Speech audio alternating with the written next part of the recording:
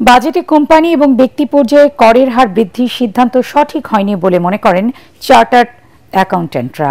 রাজধানীর কারণ বাজারে institute of chartered accounts of Bangladesh ভবনে আয়োজিত সংবাদ সম্মেলনে তারা বলেন, ব্যক্তি পর্যায়ে করমুক্ত আয়সীমা 4.5 লাখ টাকা করা গেলে নিম্ন আয়ের জনগোষ্ঠীর কিছুটা উপকার হতো।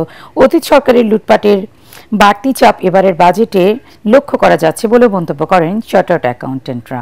বাজেটের সাথে তুলনা করতাম তাহলে হয়তো 7,000 কোটি টাকা কমা হয়েছে। সো তার মানে টেকনিক্যালি বাজেট সাইজটা কমেনি, কারণ রিভাইজ বাজেট ইন্টারিম গভর্নমেন্ট আসার পরে দিয়েছে।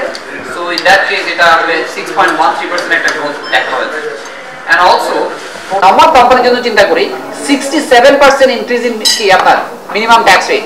তাহলে দেখেন, যেখানে আমরা বলছি যে আমরা চাণক্যের অর্থশাস্ত্র বলি বা আমরা যে ধরনের কি বই পড়ি না কেন, বলছি কি ইনকাম ট্যাক্স দিতে হবে ইনকামের উপরে, আমরা দিচ্ছি রিসিটস এর উপরে ট্যাক্স, এবং দিন দিন সেটার হারটা বাড়ানোর চেষ্টা করছি।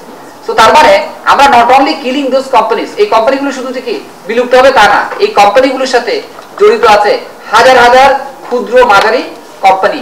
পেপার অনেক লেখালেখি হচ্ছিল, একটা পড়তে এটার দাম আছে কত 35,000 টাকা। মানব বাস্তব যদি কোনো প্রজেক্ট না হয় ওই খরচ কেন আমরা এখানে করতে দেবো? আর এটা আমাদেরকে ইনডাইরেক্টলি ডাইরেক্টলি এই পাবলিকের খরচটা আমাদের উপর চাপানো হয়।